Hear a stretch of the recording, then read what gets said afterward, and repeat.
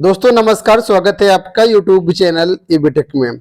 इस वीडियो में बात करेंगे एक नई शिक्षक भर्ती के बारे में जो कि दिल्ली कैंटोनमेंट बोर्ड की तरफ से आई हुई है।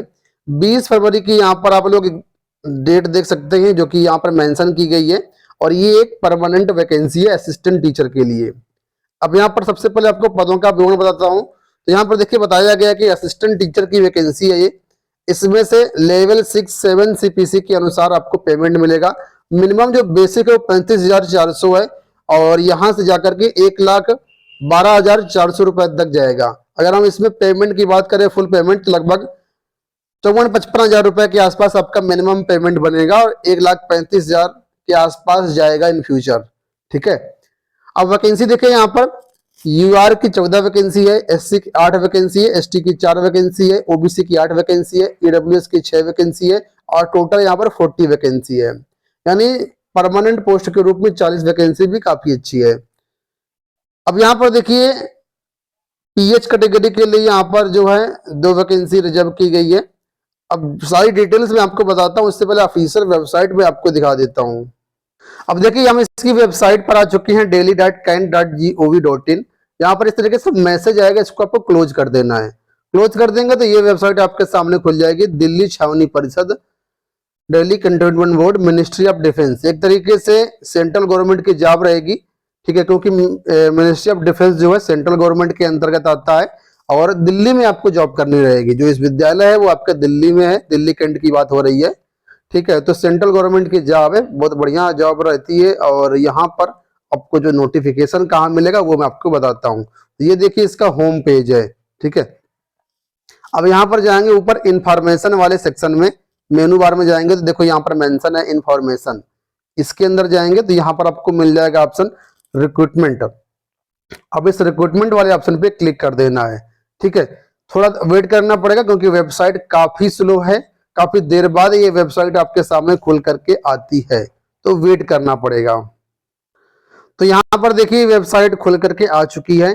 कभी वेबसाइट स्लो है, कभी कभी खुलती भी नहीं है, तो आप रिफ्रेश कर लीजिएगा 2-3 बार अगर ना खुले तो। ठीक है, यहाँ पर नीचे आएंगे देखिए रिक्रूटमेंट सेक्शन खुल चुका है। अब यहाँ पर देखिए मेंशन है कि online recruitment for the post of gynaecologist, सबसे नीचे वाला है। आपको ऊपर वाले पे क्लिक करें, नंबर 1 वाले पे लिखा है apply online for the post of assistant teacher. ठीक है, तो यहाँ पर ये देखिए डाउनलोड का बटन दिख रहा है, यहाँ पे क्लिक करके आप नोटिफिकेशन डाउनलोड कर सकते हैं और व्यू पे क्लिक करके यहाँ पे आप जो है आई थिंक अप्लाई कर सकते हैं। तो देखिए जहां पर हमने क्लिक किया तो ये इस तरीके से पोर्टल ओपन हो चुका है। अब यहाँ पर देखो फिर से सेम पेज आएगा, तो यहाँ पर क्लिक करने का लिंक मिलेगा आपको अप्लाई का और यहाँ पर नोटिफिकेशन का। ठीक है, तो यहाँ पर नोटिफिकेशन हम क्लिक कर लेते हैं तो यहाँ पर देखिए नोटिफिकेशन मेरा ऑलरेडी डाउनलोड, मैं एक बार फिर से डाउनलोड कर लेता हूँ आपको दिखाने के लिए। तो यहाँ पर देखिए नोटिफिकेशन आ चुका है, इसको हम ओपन कर लेते हैं। बाकी अप्लाई वाले बटन से आप अप्लाई भी कर सकते हैं। तो सेम वही नोटिफिकेशन यहाँ पर देखो आया हुआ है। ठीक है, अब हम बात कर लेते हैं यहाँ पर एजुकेशन क्वालिफिकेशन को लेकर के। तो यहाँ पर देखिए बताया गया है कि अगर आप 12वीं पास हैं कम से कम 50% नंबर से और 2 साल का डिप्लोमा यानी डीएलएड किया हुआ है, तब भी आप इसके लिए फॉर्म भर सकते हैं। इसके अलावा अगर आपके सीनियर सेकेंडरी में 45% मार्क्स और 2 साल का डिप्लोमा आपका है और आप एनसीटी रेगुलेशन 2002 के अंतर्गत आते हैं तो भी आप फॉर्म भर सकते हैं। अगर आपने 4 साल का बीएलएड कोर्स किया हुआ है तो भी आप इसके लिए एलिजिबल हैं। अगर आपने सीनियर सेकेंडरी के साथ साथ 2 साल का डिप्लोमा किया हुआ है स्पेशल एजुकेशन में तो भी आप इसके लिए एलिजिबल हैं। और अगर आप बीएड किए हुए हैं, ठीक है, तो यहाँ ग्रेजुएशन आपने किया हुआ और बीएड किया हुआ है तब भी आप एलिजिबल हैं। और ग्रेजुएशन के साथ 2 साल का डिप्लोमा किया हुआ है तब भी आप एलिजिबल हैं। यानी बीएड, बीएलएड, डीएलएड सभी प्रकार के छात्र यहाँ पर एलिजिबल रहेंगे। लेकिन यहाँ पर सीटेड पास मांगा गया है। जो भी अभ्यर्थी इसमें फॉर्म भरेंगे तो यहाँ पर देखिए सीटेड क्वालिफाई होना चाहिए आपका पेपर 1 का। ठीक है, अब यहाँ पर देखिए बोला गया कि इसके अलावा आपका हिंदी और इंग्लिश ये दोनों में से कोई एक सब्जेक्ट आपने इंटर लेवल में पढ़ा हुआ होना चाहिए। बाकी जो रिजर्व कैटेगरी के छात्र हैं एससी, एसटी, ओबीसी, पीएच, इनको 5% की छूट भी रहेगी। यानी जिसके लिए 50% है तो इन छात्रों के लिए यहाँ पर 5% की छूट यानी 45% ही रहेगी। जैसे ग्रेजुएशन वाले जो भी अभ्यर्थी जिनका 50% नहीं है, अगर आप 45% है और एससी, एसटी, ओबीसी, पीएच में आते हैं तो आपको यहाँ पर भी छूट दी जाएगी। अब यहाँ पर देखिए आगे बात कर लेते हैं हम लोग एज लिमिट को लेकर के। तो मिनिमम यहाँ पर 21 ईयर्स है और मैक्सिमम यहाँ पर 30 ईयर्स रखा गया है।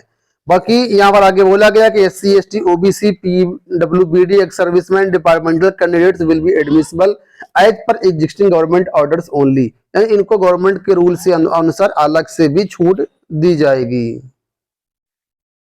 अब यहाँ पर अब आगे हम लोग बात कर लेते हैं फीस कितनी लगेगी आपको। तो यहाँ पर बोला गया कि जो भी जनरल कैंडिडेट होंगे, EWS कैंडिडेट होंगे, OBC कैंडिडेट होंगे, उनको केवल 500 रुपए की फीस पेमेंट करनी है। बाकी किसी भी कैटेगरी को कोई अदर फीस पे नहीं करनी है। मतलब SC ST अभ्यर्थियों के लिए कोई भी शुल्क यहाँ पर नहीं लगेगा, आप आराम से इसमें आवेदन कर सकती हैं। अब यहाँ पर जो भी एज लिमिट है, जो भी एक्सपीरियंस है, जो भी चीजें हैं, वो आपके आवेदन करने के लास्ट डेट तक ही मानी जाएंगी। उसके बाद कोई भी आप एक्सपीरियंस वगैरह गेन करते हैं तो वो माने नहीं जाएंगे। अगर आप लास्ट डेट तक एलिजिबल हैं तो आप इसमें आवेदन कर दीजिएगा। अब आवेदन की लास्ट डेट क्या है, तो यहाँ पर देखिए बताया गया है कि इसके लिए ऑनलाइन फॉर्म आपको भरना है।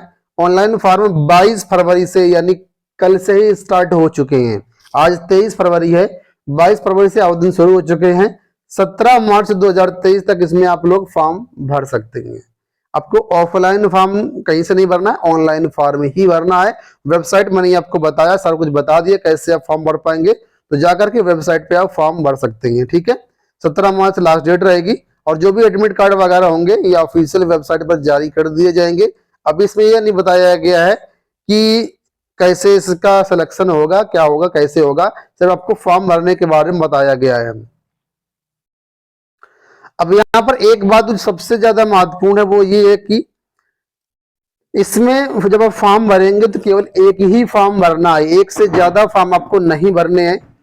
अगर एक से ज्यादा फॉर्म आप भर देते हैं तो जो आपका एप्लीकेशन है वो रिजेक्ट कर दिया जाएगा, नहीं आपका फॉर्म रिजेक्ट कर दिया जाएगा, बाद में आप इसमें अपीयर नहीं हो पाएंगे परीक्षा वगैरह में। तो ये बात समझ लीजिएगा, आपको एक ही फॉर्म भरना है। बहुत से छात्र पूछेंगे कि सर इसका एग्जाम पैटर्न सिलेक्शन प्रोसेस क्या, तो यहाँ पर देखिए अभी नोटिफिकेशन में नहीं बताया गया है। जैसे जैसे यहाँ पर एप्लीकेशन प्राप्त होंगे तो जितने कैंडिडेट्स वहां पर आवेदन करेंगे उसके हिसाब से जो संस्था है वो डिसाइड करेगी कि इसका सिलेक्शन हमें कैसे करवाना, और जैसे ही सारी चीजें वो लोग डिसाइड कर लेंगे तो ऑफिशियल वेबसाइट के माध्यम से आप लोगों को सूचित कर देंगे। ठीक है, तो आप लोग इसका ऑफिशियल वेबसाइट चेक करते रहिएगा। बाकी डिटेल्ड अगर इन्फॉर्मेशन चाहिए तो जैसे ही आएगी तो हमारे चैनल के माध्यम से आप लोगों को जरूर मिल जाएगी।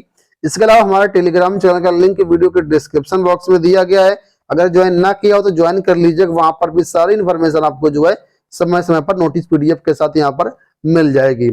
देखिए एक चीज यहाँ पर कुछ लोगों का डाउट होगा कि BEd वाले अगर इसमें एलिजिबल हैं तो फिर क्या आगे कोई खतरा है, कोई रिस्क है। तो देखिए यहाँ पर BEd को शामिल भले किया गया प्राइमरी टीचर के लिए, लेकिन जैसा सुप्रीम कोर्ट का डिसीजन होगा उसके अनुसार ही आगे चीजें चलेंगी। ठीक है, तो उम्मीद करता हूँ वीडियो आपको पसंद आया हो। कोई क्वेरी हो तो कमेंट बॉक्स से पूछ लीजिएगा। फिलहाल इस वीडियो में इतना ही, धन्यवाद।